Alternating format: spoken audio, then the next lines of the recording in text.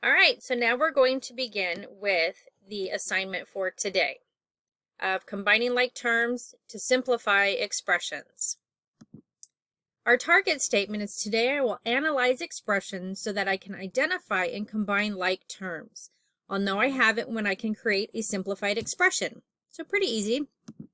We're going to be answering an essential question. Hold on.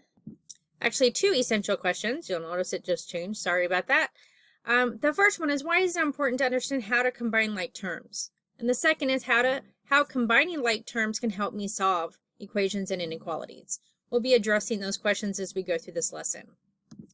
We're going to cover some quick vocabulary. A term is either a single number, a variable, or the product of a number and a variable. So for instance, our examples are the number 10, or 12x, or xyz, or 9ab.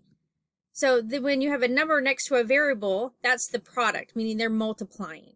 But the term are these separate things here. Now, a term can be positive, negative, it can be a decimal, it can be a fraction, it can be any of those things. I only have positive numbers here, so sorry, I do get into other examples later on. But a variable is a symbol, usually a letter, standing in for the unknown numerical value of an equation. So you'll see these letters in math from now on as you move forward with math and algebra. And the variables, we just don't know what it is. It stands for a number. We're either solving for that number or we can plug in a number for those variables. A coefficient is a rational number that is multiplied by a variable. So when you see the number right in front of that variable, like this, where I have 10.7 and then y next to it, this number right here, that 10.7 is the coefficient. It's being multiplied by this variable. So 129x, negative 12ab, 1/2 k. Those are different coefficients, those numbers right before the variables.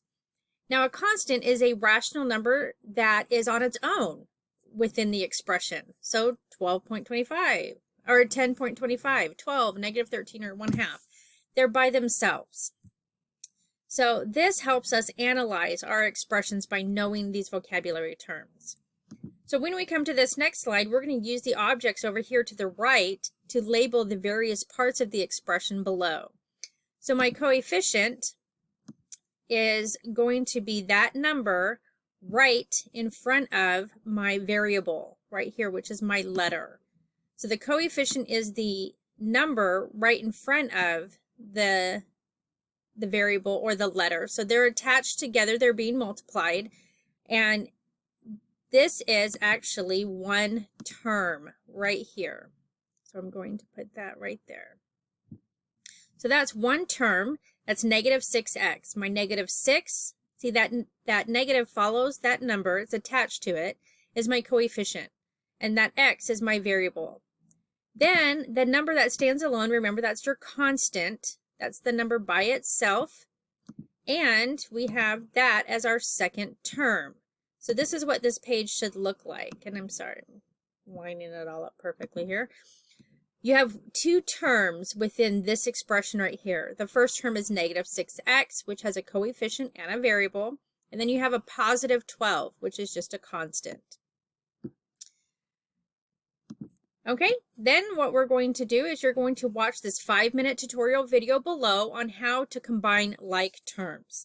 So go ahead and click that, and then we'll move on to the next tutorial video after this.